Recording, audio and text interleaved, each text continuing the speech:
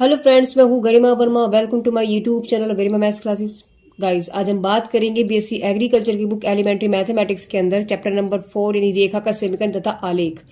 इस चैप्टर के अंदर अब तक हम लोग क्या डिस्कस कर चुके हैं? अब तक हम लोगों ने जो पढ़ा है वो हमने रेखा को लेकर के चीजें सब पढ़ लिया, यानी कि जो लाइंस की इक्वेशंस किस किस फॉर्म में है उस सभी फॉर्म को हमने अब तक डिस्कस कर लिया है। साथ में हमारी स्लोप क्या यानी ढाल यानी प्रवणता क्या होती है उसको हमने पढ़ लिया कि एम बराबर टेन थीटा होता है। थीटा है तो एम क्या होगा, एम है तो थीटा क्या होगा। ऐसी सब चीजें हम लोगों ने डिस्कस अब तक कर चुकी है। इस वीडियो के अंदर हम लोग आगे की जो बचा हुआ पार्ट है, हम यानी चैप्टर का जो सेकंड पार्ट है, यानी आगे की जो चीजें उस पर अब हम लोग डिस्कस करने वाले हैं। जैसे कि अब आपके पास क्या है, देखो अभी तक आप लोगों ने क्या पढ़ा है, आपको मैं अगर याद दिला दूंगा, इस आप लोगों ने पढ़ लिया है। अभी तक आप लोगों ने ढाल पढ़ लिया, ढाल यानी कि स्लोप, ठीक है, पहला पॉइंट। दूसरा आपने क्या पढ़ लिया, अपनी इक्वेशंस जितनी भी है ना आपकी लाइन की, इक्वेशन ऑफ लाइंस जो है वो सब आप डिस्कस कर चुके हैं। जैसे कि ये वाली लाइंस हो गई, देखो ये कि प्रवणता है, अंतःखंड दिया है यानी इंटर स्लोप आपके पास, तो आपके पास क्या होगी, पॉइंट स्लोप दिया है तो आपके पास क्या होगी, है ना। ये 2 पॉइंट्स आपको गिवन है तब आपके पास इक्वेशन क्या बन जाएगी। इंटरसेप्ट फॉर्म है तो आपके पास इक्वेशन क्या बनेगी। अगर आपके पास नॉर्मल फॉर्म है तो क्या होगी, और आपके पास पैरामेट्रिक फॉर्म है तो आपके पास क्या होगी। ये सब आपके पास इक्वेशन ऑफ अ लाइन है, यानी कि लाइन की जो इक्वेशन है, समीकरण रेखा का जो समीकरण है वो अलग अलग रूपों में किस तरीके से है, वो सब चीजें हम लोगों ने अब तक डिस्कस किया है। साथ में हम लोगों ने क्या डिस्कस किया था गाइस, हम लोगों ने यहाँ पर प्रवणता को लेकर के डिस्कस किया था। ये देखिए कि ढाल क्या होता है, इसको हमने डिस्कस किया था, है ना। एक्सिस के अकॉर्डिंग हमने रेखा का समीकरण हम लोगों ने पढ़ लिया था, और जो स्लोप को लेकर के जितनी भी हमारी चीजें थी वो सब हमने डिस्कस कर ली थी, ठीक है। तो ये हम लोग यहाँ पर डिस्कस हम कर चुके थे। इस वीडियो के अंदर हम लोग जो है इसके आगे का जो पार्ट है वो हम लोग डिस्कस करेंगे, और फिर उसके बेस पर हम लोग क्वेश्चंस करेंगे। तो इस तरीके से आज आपका जो बेसिक कॉन्सेप्ट है इस चैप्टर को लेकर के वो कंप्लीट हो जाने वाला है ना। सिर्फ अब आपके आगे सिर्फ क्वेश्चन ही क्वेश्चंस रह जाएंगे, इनके बेस पर ही जो क्वेश्चंस होंगे, सिर्फ वो प्रश्नावली के वो क्वेश्चंस आपके पास रह जाएंगे, ठीक है। तो देखिए समझते हैं अब है क्या, स्टार्ट करते हैं आज की इस वीडियो को। देखिए हमें पता है कि रेखा का समीकरण, व्यापक समीकरण की जनरल फॉर्म क्या होती है। जनरल फॉर्म आपकी जो होती है वो होती है a x plus B Y plus c equal to 0, यानी कोई भी जो सरल रेखा है वो इस फॉर्म में होनी चाहिए आपकी, a x plus B Y plus c equal to 0, जहां ए बी सी आपके पास कांस्टेंट है। मतलब क्या हुआ, देखिए इसका मतलब है कि जैसे अगर हमारे पास जनरल फॉर्म है, इनकी जो शक्ल होती है लाइन की जनरल फॉर्म वो इस फॉर्म में होती है, यानी हमारे पास क्या होगा 2x plus 3y plus 5 equal to 0। तो इस टाइप की जो इक्वेशन है वो क्या है आपके पास, ये एक सरल रेखा का आपके पास एक नॉर्मल यानी कि उसका व्यापक यानी कि स्टैंडर्ड फॉर्म है, यानी आपकी जनरल फॉर्म है आपकी ये वाली, ठीक है। तो यहाँ ये ए हो गया, ये बी हो गया और ये आपके पास सी हो गया, ठीक है ना। तो ए बी से आपके पास क्या है, कांस्टेंट है, तो ये बदलते रहेंगे, कुछ भी हो सकते हैं, लेकिन एक्स और वाई जो है वो आपके पास यहाँ पर फिक्स है। अब देखिए यहां हम लोग क्या पढ़ेंगे, आपको जनरल इक्वेशन गिवन रहेगी, लेकिन आपको इस इक्वेशन को चेंज करना है इन इक्वेशंस के अंदर। पहला आता है प्रवणता अंतःखंड के रूप में यानी कि स्लोप इंटरसेप्ट, दूसरा आता है इंटरसेप्ट फॉर्म में यानी अंतःखंड रूप में, तीसरा आपके पास आता है नॉर्मल फॉर्म में, ठीक है। यानी आपको ये इक्वेशन गिवन रहेगी, आपको इसमें चेंज करना है, इस इक्वेशन को इसमें चेंज करना है, ठीक है। इस इक्वेशन को आपको इसमें चेंज करना है और इस इक्वेशन को आपको इसमें चेंज करना है, ठीक है। यानी यहां आपके पास मानक रूप में बदलने वाली कंडीशन आएगी। चलिए इसको भी जब हम क्वेश्चंस करेंगे तब इसको समझेंगे कि किस तरीके से कैसे क्वेश्चंस को सोल्व किया जाता है। फिलहाल हम बेसिक कंसेप्ट्स को समझते हैं कि इसमें इस बेस पर आखिर है क्या क्या। और अच्छा, अगर आपको दो सरल रेखाओं के बीच में कोण निकालना हो, जैसे को आपके 2 रेखाएं दे दी, ठीक है, तो वो किसी भी मतलब एक दूसरे को काट रही है, प्रतिच्छेद करनी है कहीं ना कहीं किसी पॉइंट पर, तो उनके बीच का जो एंगल होगा वो क्या होगा, देखिए tan थीटा बराबर होता है m1 minus m2 upon 1 plus m1 m2। m1 क्या है, देखो m1 लाइन L1 का स्लोप है, और m2 क्या है आपके पास, m2 जो है आपके पास लाइन m2 L2 का स्लोप है। यानी हम लिख सकते हैं कि m1 L1 का स्लोप हो गया और m2 L2 का स्लोप हो गया, ठीक है। ये सब चीज आपकी क्लियर होंगी गाइस जब हम इस बेस पर हम क्वेश्चंस को करेंगे, ठीक है। लेकिन फिलहाल मैं आपको यहाँ फॉर्मूले क्या होते हैं वो सब चीजें मुझे आपको बताना जरूरी है, क्योंकि जब तक ये आपको नॉलेज नहीं होगी तो क्वेश्चन का पता ही नहीं होगा, है ना, कि कौन से क्वेश्चन में क्या फॉर्मूला लगना है। अब यहां से देखिए tan थीटा बराबर आपके पास m1 माइनस m2। देखो ये जरूरी नहीं कि आप m1 में से m2 घटाएं, ये मैंने यहाँ पर आपका माइनस ना करके ये वाला साइन है, इसका मतलब ये होता है कि जो भी दोनों में बड़ा होगा उसमें से माइनस हो जाएगा, जो भी दोनों में बड़ा होगा उसमें से हम माइनस कर देंगे। हम इसको m2 माइनस m1 भी लिख सकते हैं, तो इसका मतलब ये हुआ। अच्छा हमें क्योंकि थीटा निकालना है तो थीटा तो आपके पास ही रहेगा नहीं, tan इनवर्स आप उठा करके इधर ले जाओ, तो आपके पास ये यानी कि थीटा की वैल्यू क्या बचे आपके पास, tan inverse m1 minus m2 upon 1 plus m1 m2। ठीक है, ये जब दो रेखाएं एक दूसरे पर प्रतिच्छेदित करते हैं किसी एंगल पर, थीटा एंगल पर, तो उनके बीच का एंगल अगर हमसे पूछा जाए कि वो किस एंगल पे एक दूसरे को काट रही हैं इस तरीके से, तो वो एंगल निकालने का फॉर्मूला आपके पास ये है। ठीक है, अच्छा चलिए ऐसा भी तो हो सकता है कि दो लाइनें हैं एक दूसरे को ना काट करके एक दूसरे के समांतर हो जाए। भाई दो लाइनें यहां तो एक दूसरे को काट रही थी, जब काटेंगे तो एंगल बनेगा, तो एंगल पूछा गया। ऐसा भी तो हो सकता है कि दोनों लाइनें आपस में ना काट कर एक दूसरे के समांतर यानी पैरेलल हो। तो पैरेलल होने की कंडीशंस क्या है, देखिए अगर ये लाइन L1 है, ये लाइन L2 है, इसका स्लोप M1 है, इसका स्लोप M2 है, तो क्या करेंगे, समांतर वाली कंडीशन में आपके पास जो स्लोप्स होते हैं वो इक्वल होते हैं। सपोज करो इसका स्लोप आपके पास 3 आया, तो हमें पता है कि L1 L2 क्या है, पैरेलल है टू ईच अदर, तो क्या हो जाएगा, L2 का जो आपके पास जो स्लोप होगा वो भी आपके पास M1 वाला ही हो जाएगा। अगर M1 का आपके पास 3 था तो M2 भी कितना हो जाएगा, आपके पास 3 हो जाएगा। ठीक है, ये पैरेलल की कंडीशन होती है, कि समांतर कंडीशन जो होती है, जब दो लाइनें आपके पास समांतर कंडीशंस में होती हैं तो उनके स्लोप आपके पास इक्वल होते हैं। अगर इन्होंने भाई ये दे दिया, ये पूछा है, इसका स्लोप दे दिया, इसका पूछा है, तो भाई सीधी सी बात है कंडीशन उन्होंने हमारे पास लगा दी कि वो समांतर में है। जब वो समांतर यानी पैरेलल है तो हम कह सकते हैं कि जो L1 का स्लोप होगा वही आपके पास L2 का स्लोप होगा। सिंपल सी बात थी। अब अगर आपके पास लाइन ऐसी हो कि एक दूसरे को वो परपेंडिकुलर वे पे काटे, देखो यहां तो कोई भी एंगल बन रहा था, टेढ़ा मेढ़ा कुछ भी, लेकिन यहां बात काट रहे हैं, लेकिन वो 90 डिग्री पर काटे, बिल्कुल एग्जैक्ट 90 डिग्री पर। तो जब दो रेखाएं एक दूसरे के परस्पर लंब होती हैं, ऐसी परपेंडिकुलर होती हैं, तो तब उनके बीच में जो स्लोप होता है, उनका जो रिलेशन होता है वो होता है m1 m2 equal to minus के 1। यानी लाइन L1 का स्लोप m1 हो गया, लाइन L2 का स्लोप m2 हो गया, और L1 L2 के जो स्लोप्स यानी कि m1 m2 उनका जो प्रोडक्ट होगा वो -1 के बराबर होगा। ठीक है, ये कंडीशन आपके पास तब है जब दो लाइनें एक दूसरे को 90 डिग्री पर काटेंगी। अगर वो कहता है कि L1 L2 एक दूसरे को थीटा पर, किसी एंगल थीटा पर काट रही है, तो थीटा मत पूछो, तो थीटा ये होगा। थीटा कुछ भी हो सकता है, 90 को छोड़ के कुछ भी हो सकता है, 10 20 30 35 15 45 80 कुछ भी हो सकता है एंगल, लेकिन वो 90 नहीं होगा। 90 होगा तो कंडीशन आपके पास ये वाली बन जाएगी। ठीक है, आगे चलते हैं और देखते हैं।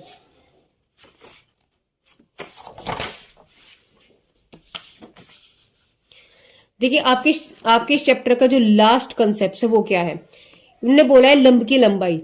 देखो आपके पास ये एक्सिस है, ये आपके पास एक्स एक्सिस है, और ये आपके पास वाई एक्सिस है। ठीक है, तो इस लाइन की जो इक्वेशन आपके पास है ax plus B Y plus c equal to 0, ये हम लोग अभी बात कर चुके हैं कि जनरल इक्वेशन आपके पास ये होती है।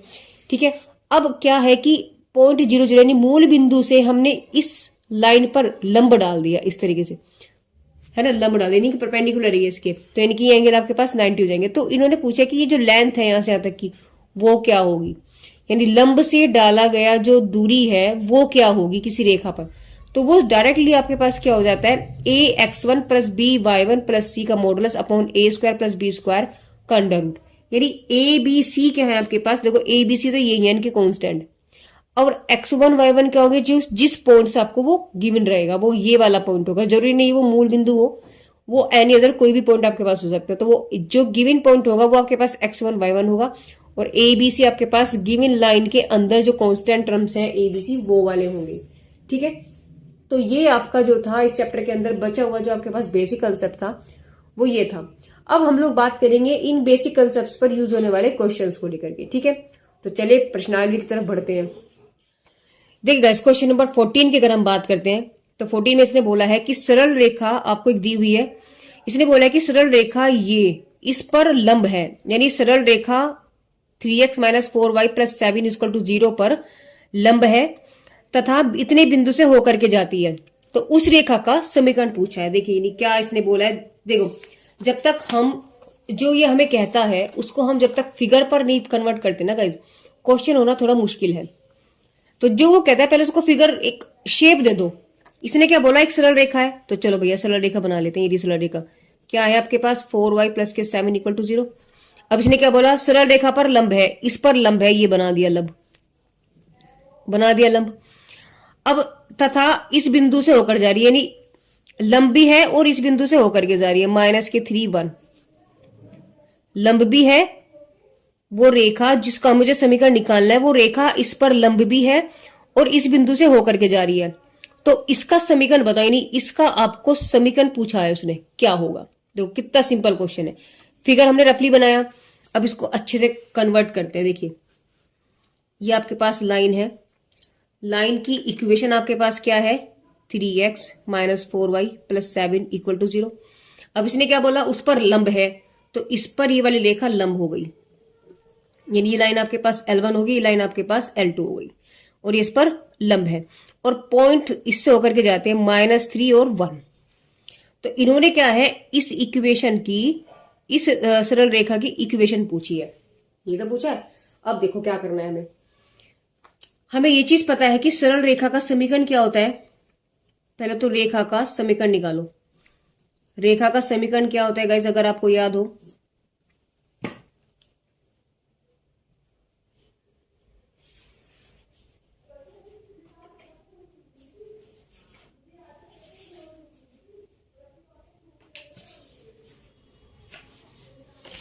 देखिए गाइस, सरल रेखा का समीकरण क्या होता है, जब आपको एक बिंदु दिया हो तो आपको सरल रेखा का समीकरण होता है y - y1 = mx - k, यानी गॉडफादर फॉर्मूला आपको याद आया हो। तो यानी आपके पास सरल रेखा का समीकरण क्या है, y - y1 = mx - k x1। इसको लिख लो कैपिटल नंबर A। अब यहां से देखो हमारे पास x1 y1 तो ये पॉइंट हो गए। मैंने आपको क्या बताया था कि कोई लाइन जो है, किसी लाइन पर अगर कोई बिंदु है, वो बिंदु उस लाइन की इक्वेशन को सेटिस्फाई करेगा। तो इसका मतलब जो ये पॉइंट आपको गिवन है, ये वाले पॉइंट इसी रेखा पर है, तो इस रेखा पर है, इसका मतलब इसकी रेखा तो हमने ये बनाई है भाई, इस रेखा को हमने ये तो बनाया है। तो इसमें आपके पास x1 y1 पॉइंट तो आपके पास मिल गए। आपको पास क्या नहीं है, सिर्फ m, यानी आपके पास इसका स्लोप नहीं है। स्लोप कैसे निकालेंगे, देखिए अभी हम लोगों ने पढ़ा है कि अगर दो लाइनें एक दूसरे पर लंब हो, दो सरल रेखाएं अगर एक दूसरे पर लंब होती हैं, तो प्रवणताएं m1 m2 = -1 होता है। देखो दूसरे पर लंब है, तो यहां पर ये एक दूसरे पर लंब ही तो है ना, ये 90 डिग्री है। तो हम लोग यहां से क्या करने वाले हैं, देखिए हम लिखेंगे रेखा L1 से, तो L1 की रेखा लिखेंगे आप 3x - 4y + 7 = 0। यहां से आप इसका m निकाल लो। जब आप इसका m निकालोगे क्या बन जाएगा, देखो इस 4y को -4y तो यहां लिखो, -3x - 7, माइनस से डिवाइड कर दिया, आपके पास क्या बच गया, 4y = 3x प्लस के 7, यानी y = 4 से डिवाइड करेंगे तो 3/4x प्लस के 7, यानी ये आपके पास, इसकी आप तुलना करेंगे समीकरण नंबर 1 मान लो, समीकरण नंबर 1 की y = mx + c से तुलना करने पर,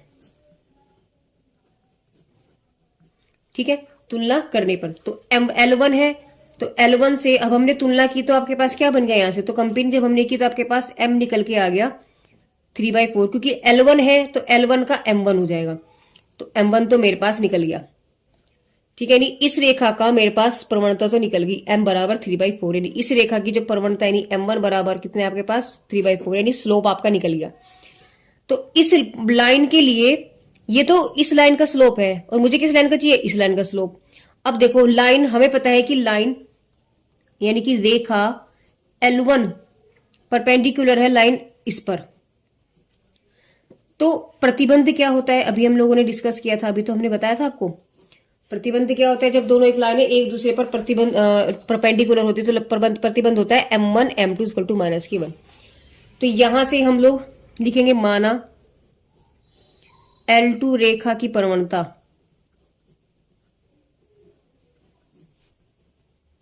m2 है, ठीक है। तो आपके पास प्रतिबंध क्या निकल जाएगा, प्रतिबंध आपके पास आ जाएगा m1 m2 = -1, यानी कि लंब होने का जो प्रतिबंध है वो ये है।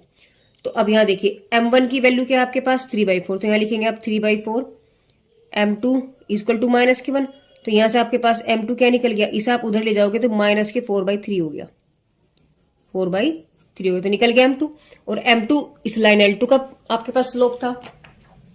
तो बस अब आपको क्या करना है, सिर्फ आप यहां से लिखेंगे कि बिंदु x1 y1 आपके पास क्या है, माइनस के 3 1, तथा m2 आपके पास कितना आ गया, माइनस के 4/3। तो लिखेंगे रेखा L2 का समीकरण।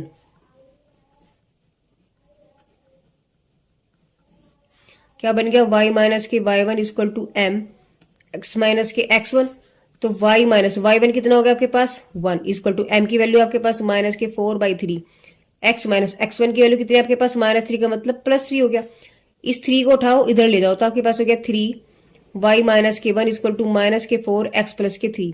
मल्टीप्लाई करो तो 3y माइनस के 3 इक्वल टू माइनस के 4x माइनस के 4 12 हो गया।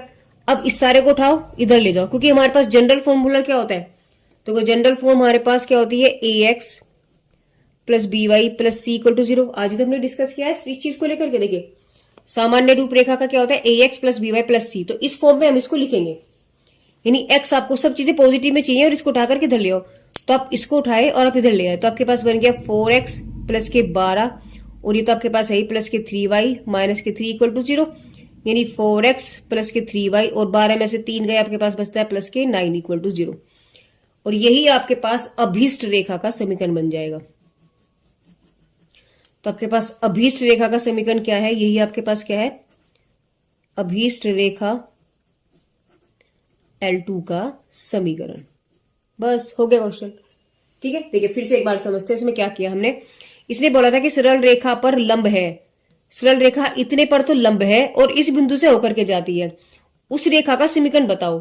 तो इस रेखा पर लंब भी होगी और इस बिंदु से चली भी जा रही, तो इस रेखा का समीकरण क्या होगा, जब L1 L2 दोनों एक दूसरे पर परपेंडिकुलर हैं, तो इसका मतलब अगर मैं इसका स्लोप निकाल दूं तो इसका स्लोप निकल जाएगा इस प्रतिबंध से। किस प्रतिबंध से, m1 m2 इक्वल टू -1 से। आई बात समझ में। तो बस हमने इसका इस वाली समीकरण से हमने m1 निकाल दिया, यहां से देखो कंपेयरिंग कर दी। चलिए क्वेश्चन नंबर 15 की तरफ चलते और देखते 15 में क्या पूछा है। ओके, देखिए क्वेश्चन नंबर 15 में इसने क्या बोला है, 15 में इसने बोला है कि -3 1 से होकर जाने वाली रेखा, यानी जो रेखा हमसे पूछ रहा है वो इस पॉइंट से होकर के जा रही है तथा रेखा इतने के समांतर है, उस रेखा का समीकरण पूछा है। देखो जस्ट अभी हमने क्वेश्चन नंबर 14 किया था, उसमें क्या क्वेश्चन था, उसमें क्वेश्चन था आपके पास कि ये पॉइंट से होकर जाने वाली, देखो पॉइंट भी दिया था। इसने क्या बोला था कि जो हमें लाइन निकालनी है, वो जो लाइन है, जो रेखा का समीकरण निकालना है, वो रेखा इस लाइन के परपेंडिकुलर थी, है ना, ये देखो लंब थी। यहां इसने क्या बोला है कि इस लाइन के क्या है, समांतर है। दोनों बातों में फर्क आ गया, लेकिन पॉइंट उस पॉइंट से भी जा रही है, इस पॉइंट से जा रही है वो रेखा, और इसके समांतर है। यहां क्या बात थी कि इस पॉइंट से जा रही है लेकिन इसके परपेंडिकुलर, यानी इस पर लंब है। तो लंब होने का प्रतिबंध तो आपके पास था m1 m2 इक्वल टू -1, ठीक है। और समांतर होने का प्रतिबंध क्या होगा आपके पास, देखिए समांतर होने का प्रतिबंध, अगर उनकी प्रवणताएं देखिए, अगर दो रेखाएं हैं वो समांतर होने का प्रतिबंध क्या होता है आपके पास, m1 बराबर m2, यानी एक का आप वो निकाल लो स्लोप, दूसरे का आपके पास वही बन जाएगा। ठीक है, तो अब यहाँ पे जब परपेंडिकुलर था तो m1 m2 इक्वल टू -1 हमने लगाया था। इस क्वेश्चन में क्या अप्लाई करने वाले हम, m1 बराबर m2। तो देखिए समझते हैं और करते हैं इस क्वेश्चन को। देखिए क्या करेंगे, सेम उसी तरीके से क्वेश्चन है आपका। इन्होंने बोला एक लाइन है, तो ये भाई आपके पास लाइन होगी, लाइन का इक्वेशन भी लिख देते हैं, 4x माइनस के 7y प्लस के 1 इक्वल टू 0। ये लाइन होगी आपके पास L1। इस लाइन के तो समांतर है, इस लाइन के समांतर है, इसका मतलब ये यहां है, पैरेलल तो ऐसी जाएगी ना, L2 मान लिया। और ये जो लाइन है ये इस पॉइंट से होकर के जा रही है, तो जहां कहीं पर भी आप पॉइंट बना दो ऐसे माइनस के 3 1, इस पॉइंट से होकर के जा रही है। तो इस रेखा का समीकरण पूछा है आपने उन क्वेश्चन वालों ने। ठीक है, तो क्या करेंगे, देखिए बहुत सिंपल क्वेश्चन है। पहले तो हम क्या करेंगे, देखो समीकरण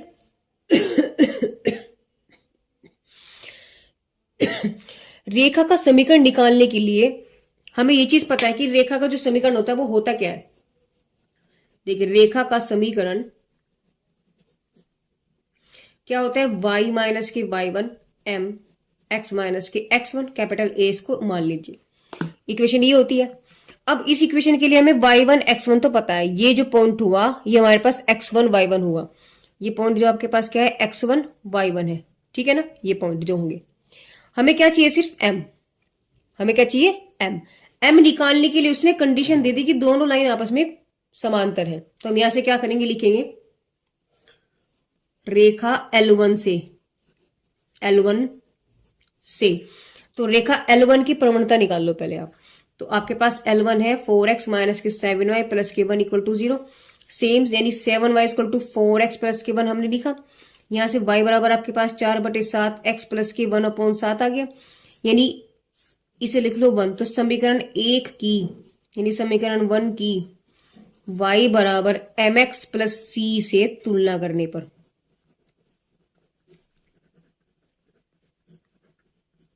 जब हमने इसकी इससे तुलना की है तो क्या बन जाएगा आपके पास,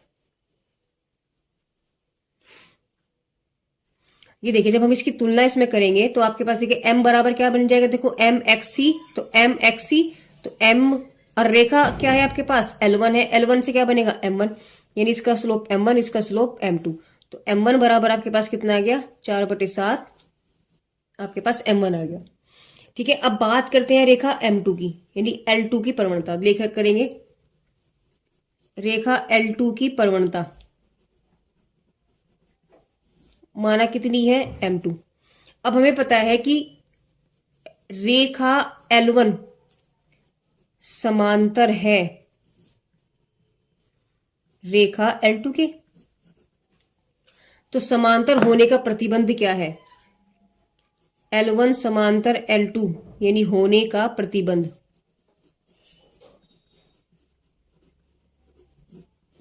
अभी हमने पढ़ा था कि m1 बराबर m2 आ जाएगा। ठीक है, तो आपके पास m1 की वैल्यू कितनी है आपके पास 4/7, तो यहां से आपने क्या निकाला, यानी m2 बराबर m1 और बराबर कितना है आपके पास 4/7। तो यानी दोनों आपके पास वैल्यू 4/7 निकल गई। बस हो गया क्वेश्चन। तो यहां से हम लोग क्या लिखेंगे, बिंदु x1 y1 क्या हो जाएगा आपके पास, लिखेंगे -3 1, और m2 कितना हो गया आपके पास 4/7। तो अभीष्ट रेखा का समीकरण क्या निकल गया आपके पास, लिखेंगे अभीष्ट रेखा का समीकरण,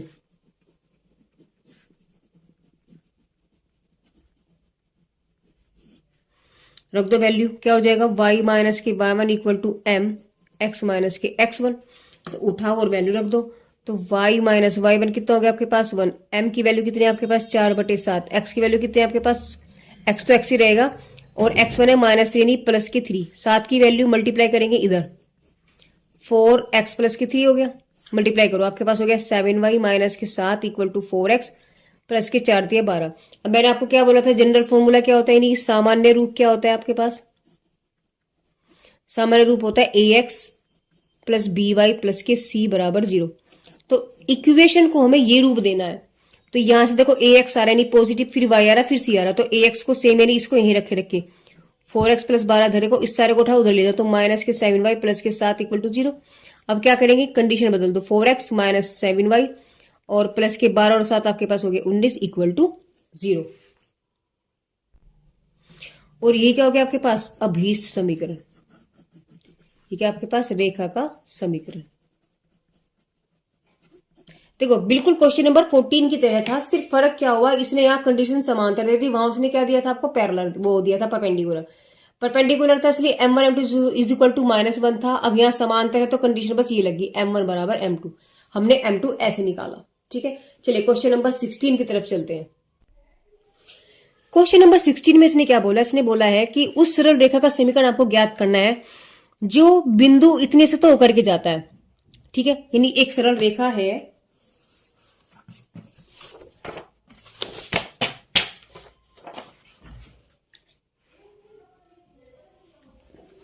इसने कहा है कि एक सरल रेखा है, ये रही सरल रेखा। ठीक है, इस रेखा का आपको क्या बताना है, समीकरण बताना है, इस रेखा का आपको समीकरण बताना है, और ये इस बिंदु से होकर के जाता है, यानी ये रेखा जो है इस बिंदु से होकर के जाती है, तथा इतने और इतने को मिलाने वाली रेखा पर लंब है, यानी दो बिंदुओं से होकर जाने वाली जो एक अलग से रेखा है उस पर लंब है। इसका मतलब क्या हुआ कि ये वाली रेखा लंब है ना इस रेखा पर, जिसके पॉइंट -1 0 और 2 और 1 है, ये लंब है। अब इस रेखा का समीकरण पूछा है इसने, समझ में आई बात?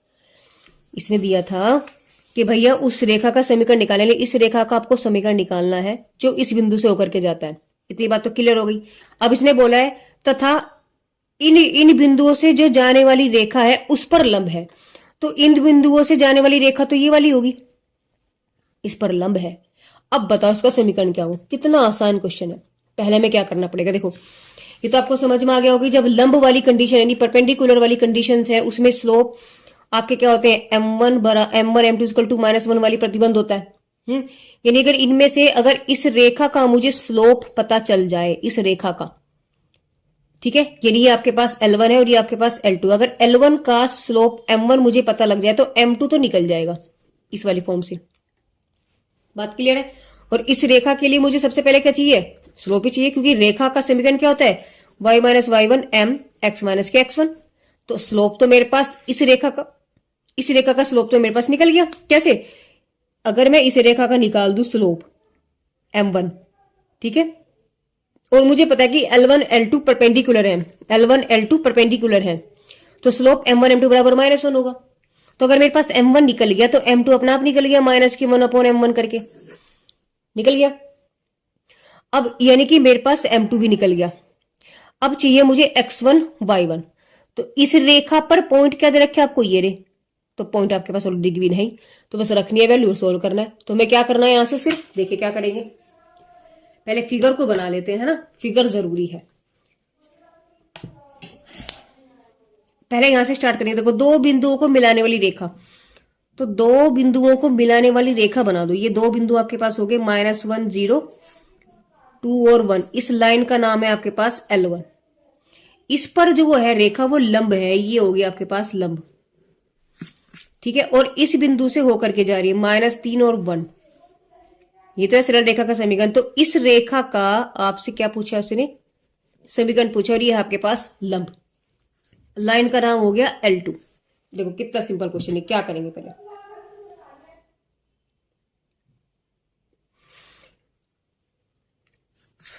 हम पहले क्या लिखेंगे, देखो रेखा का समीकरण क्या होता है,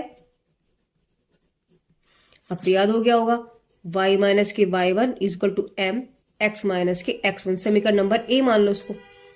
तो इसके लिए नहीं, इस रेखा का जिसका मैं समीकरण निकालना है उसी ही रेखा पर पॉइंट ऑलरेडी आपके पास क्या है, -3 1 है, यानी x1 y1 तो आपके पास है।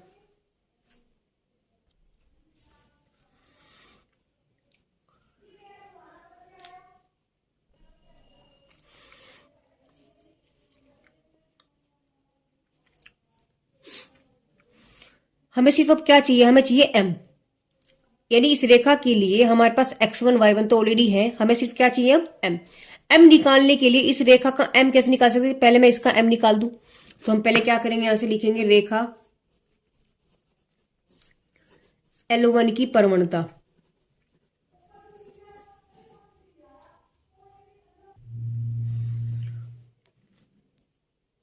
माना m1 है,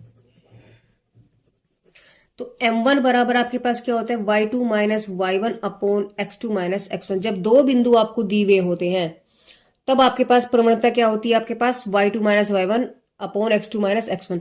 इसको आप लिख लीजिएगा, नोट करके आप लिख लीजिएगा, क्या लिखेंगे, जब नहीं लिखेंगे, दो बिंदुओं x1 y1 x2 y2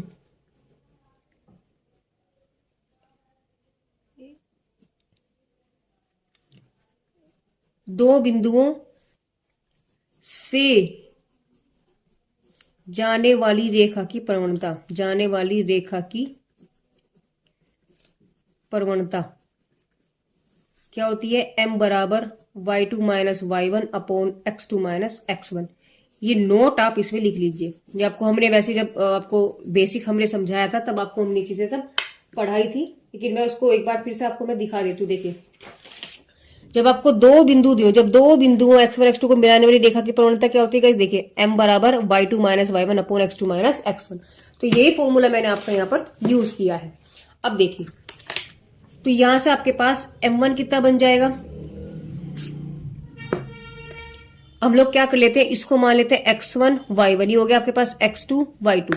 तो कंडीशन आपके पास क्या होगी, देखो y2 कितना है आपके पास 1 माइनस y1 कितना है आपके पास 0 अपॉन y2 कितना है 2 माइनस माइनस 1 है तो माइनस माइनस प्लस हो गया। तो यहां से अगर हम देखें तो आपके पास m1 की वैल्यू कितनी निकल गई 1 अपॉन थर्ड। बात क्लियर है। अब इसने कंडीशन क्या दी है कि ये दोनों एक दूसरे पर क्या है, लंब है। यानी अब यहां से हम क्या लिखेंगे, लिखेंगे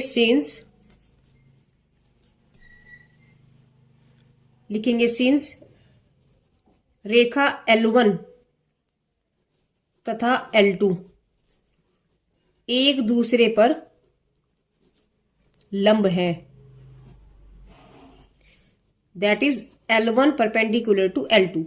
तो लंब होने का प्रतिबंध क्या होता है, इसको देख लेते हैं पहले। लंब होने का प्रतिबंध, लंब होने का प्रतिबंध क्या होता है, m1 बराबर m2, ये कंडीशन होती है।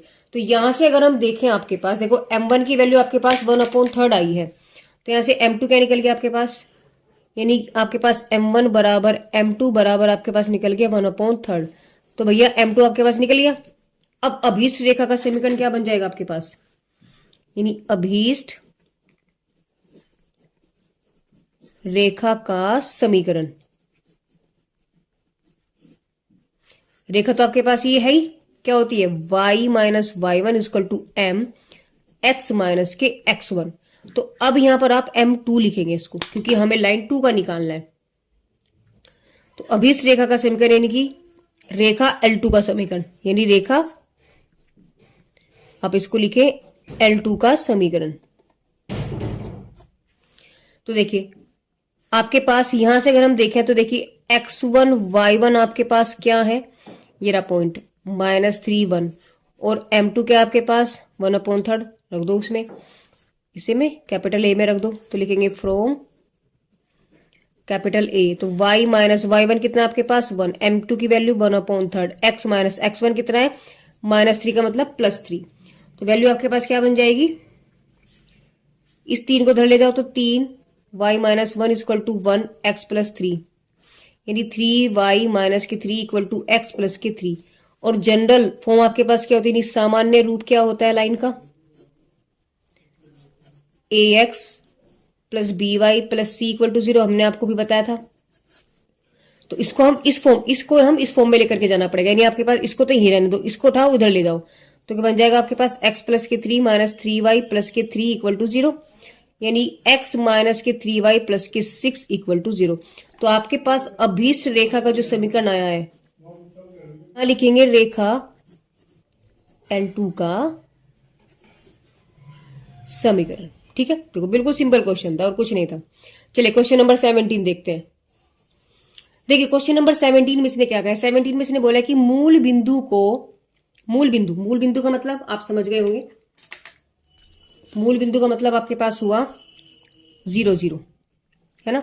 मूल बिंदु को छोड़ दिया, रेखा ये और ये, इसके प्रतिच्छेद बिंदु से, इन दोनों रेखाओं का प्रतिच्छेद बिंदु, तो दो रेखाएं बना लो, हमें नहीं पता कैसे कटी, ऐसे कटी, ये इनका प्रतिच्छेद बिंदु हो गया। ये क्या आपके पास प्रतिच्छेद बिंदु,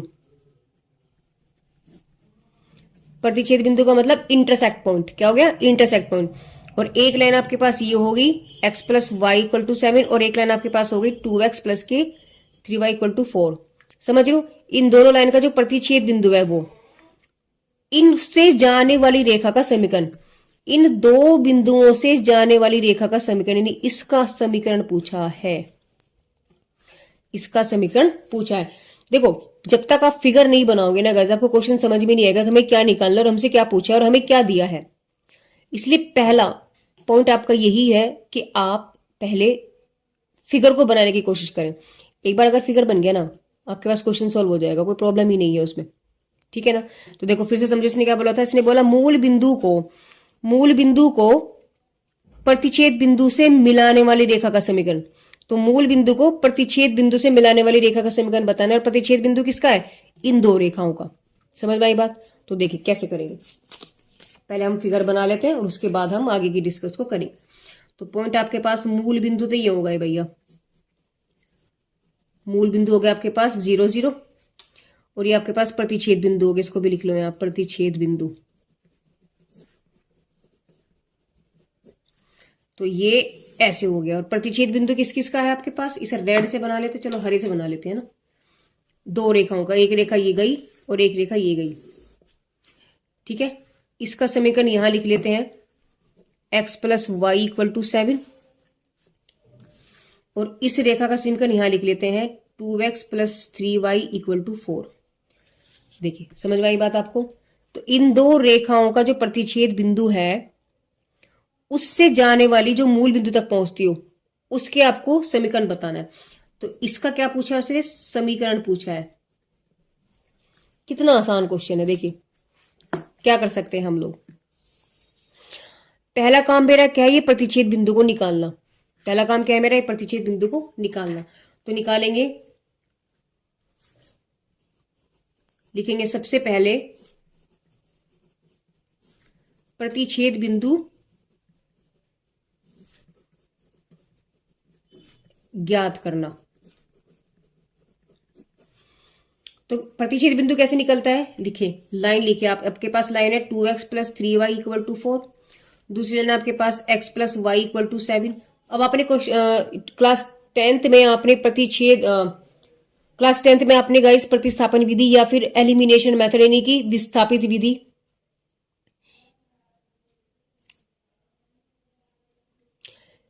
गाइस क्लास 10th में आपने ऐसी क्वेश्चंस को, ऐसी इक्वेशंस को सोल्व करना सीखा था। जैसे प्रतिस्थापन विधि हुई है ना, एक एलिमिनेट विधि है आपकी। तो इन मेथड से हम लोग इन क्वेश्चंस को सोल्व करते थे, वहां से हम एक्स वाई की वैल्यू निकालते थे। तो प्रतिच्छेद बिंदु, ये बिंदु एक इकलौता ऐसा बिंदु होगा जो इस लाइन को भी सेटिस्फाई करेगा और इस लाइन को भी सेटिस्फाई करेगा, ठीक है। ये इकलौता पॉइंट ऐसा होगा। तो ऐसे हम लोग क्या करेंगे, इस प्रतिच्छेद बिंदु को हम हमेशा कैसे निकालेंगे, उन दोनों समीकरणों को आप सोल्व कर लो। तो यहां से देखो, जब हमने सोल्व किया, इसमें मैंने 3 की मल्टीप्लाई कर दी, 3 y काटने के लिए, और मैंने माइनस कर दिया, इन लिखेंगे यहां घटाने पर। तो ये तो कैंसिल हो गया क्योंकि ये भी 3 बन गया, और 2 और नीचे आ गया 3, तो 2 में से -3 गया तो -x हो गया। 4 माइनस की 21, तो यानी -x बराबर माइनस के आपके पास आ गया 17। यानी x की वैल्यू आपके पास कितनी आ गई, 17। जब x बराबर आपके पास 17 आ गया, तो समीकरण आपके पास क्या है, ये वाली वैल्यू है। इसमें आप y बराबर क्या निकल जाएगा, -17, यानी y की वैल्यू आपके पास क्या निकल गई, -10। तो आपके पास प्रतिच्छेद बिंदु क्या निकल गया, प्रतिच्छेद बिंदु आपके पास क्या निकल गया, 17 और -10। यानी ये पॉइंट आपके पास क्या निकल जाएगा, 17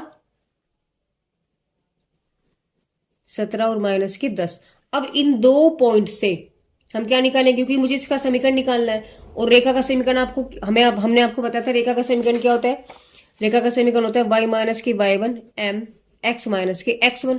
तो हमारे पास पॉइंट तो ये है x1 y1, यानी या तो ये पॉइंट रख दो या ये वाला पॉइंट रख दो, कोई फर्क नहीं पड़ता। हमें साथ में क्या चाहिए, बस अब हमें स्लोप चाहिए। और स्लोप की भी बात अगर हम आपसे कहें, तो आपको पता होना चाहिए कि जब दो बिंदु आपको गिवन होते हैं तब स्लोप क्या होता है। अभी हमने लास्ट क्वेश्चन में किया था। तो लिखेंगे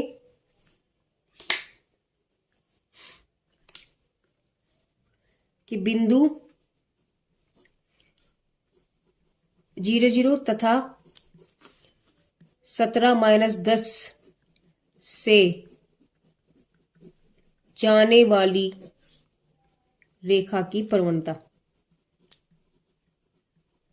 प्रवणता बोले तो स्लोप, ठीक है ना। यानी m बराबर आपके पास क्या निकल जाएगा, y2 - y1 upon x2 - x1। तो अगर आपके पास ये तो x1 y1 है, ये आपके पास x2 y2 है, तो उठा वैल्यू रख दो। तो m बराबर आपके पास निकल गया, y2 कितना है, -10 -0, 17 -0। तो यहां से अगर हम देखें, आपके पास -10 अपॉन, देखिए -10 अपॉन 17 आ गया।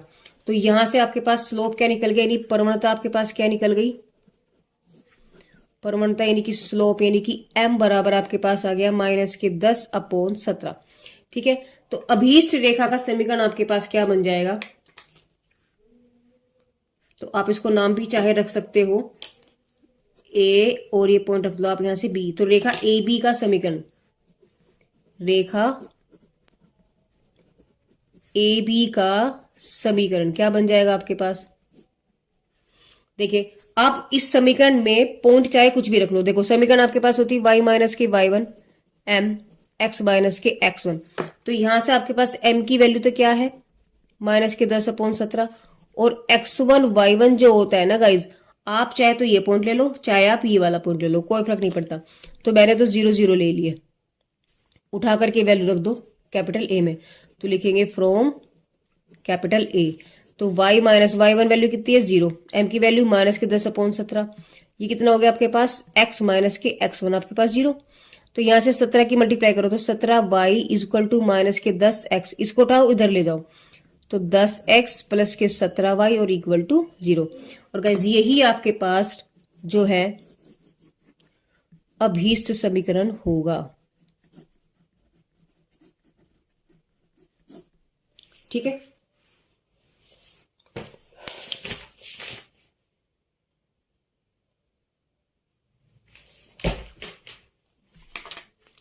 एक बार फिर से समझते क्या बोला था इसने। बोला था मूल बिंदु को प्रतिच्छेद बिंदु से मिलाने वाली रेखा का समीकरण बताना है। तो मूल बिंदु को प्रतिच्छेद बिंदु से मिलाने वाली रेखा, और प्रतिच्छेद किसका होना है इन दो रेखाओं का।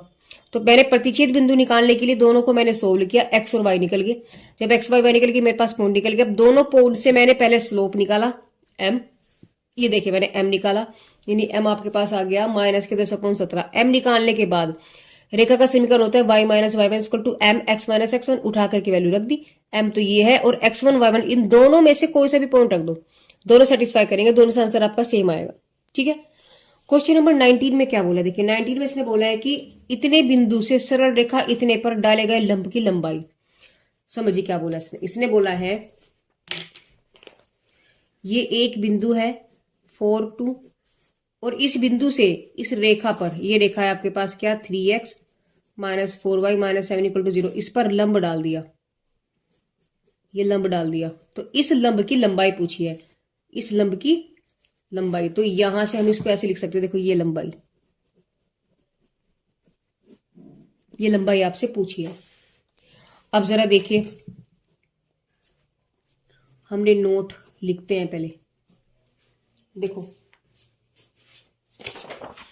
हमने आपको इस वीडियो की स्टार्टिंग में बताई थी बात कि लंब की लंबाई, जब ऐसी कंडीशन हो किसी पॉइंट से किसी रेखा पर लंब डाला जाता है तो लंब की लंबाई क्या होती है a x1 plus B y one plus c upon a square plus b square का अंडर रूट, है ना। तो हम इसको लिखते हैं कि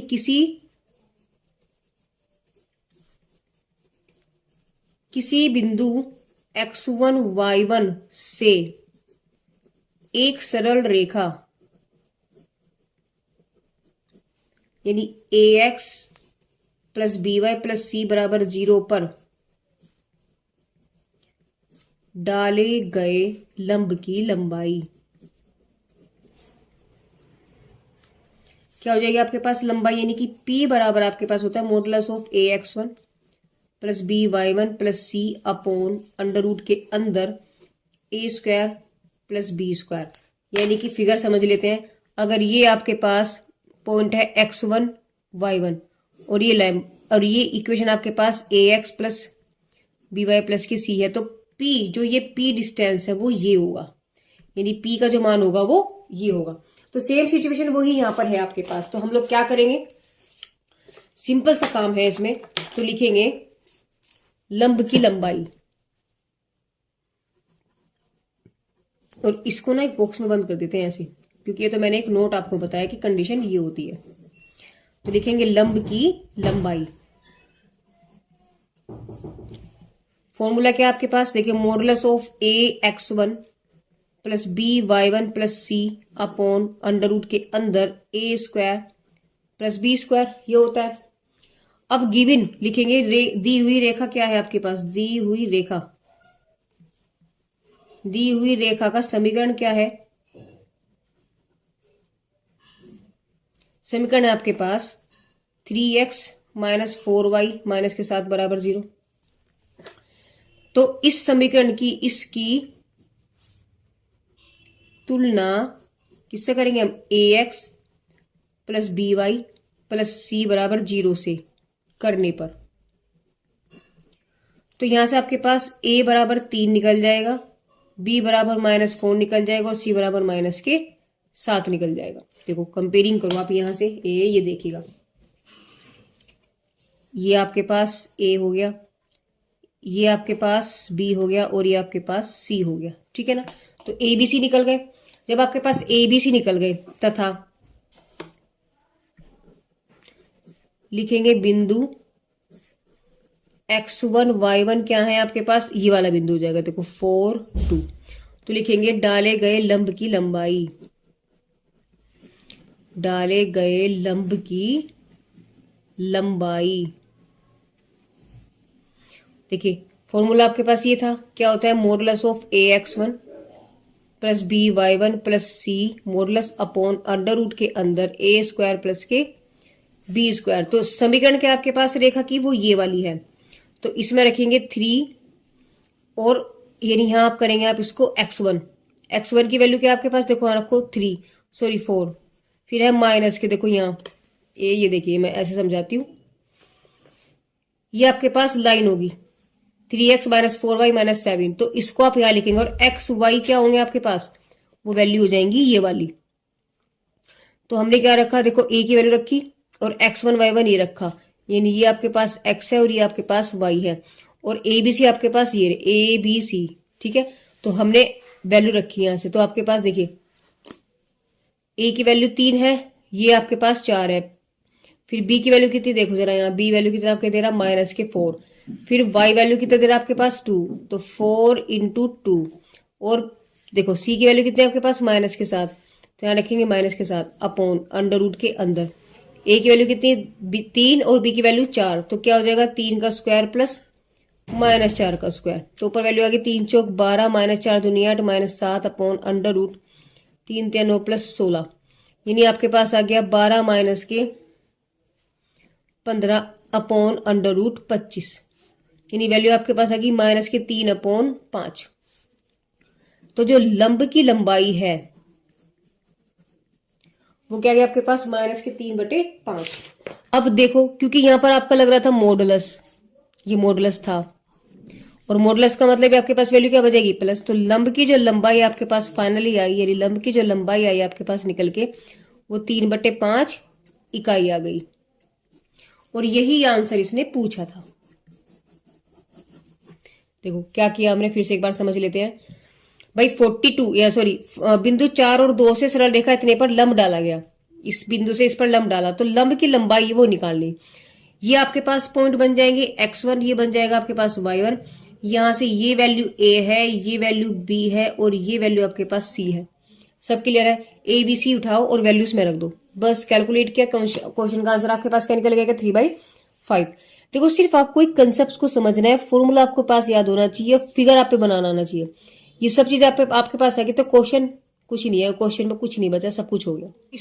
तो गाइस इस वीडियो के अंदर हम लोगों ने क्वेश्चन नंबर, तो इस वीडियो के अंदर गाइस देखिए हमने क्वेश्चन नंबर 14, 15, 16, 17 और 19 को सोल्व किया है। ठीक है, तो गाइस मेरी वीडियोस कैसी लग रही है प्लीज कमेंट बॉक्स में कमेंट करके जरूर बताइएगा। तो guys thank you for watching my videos.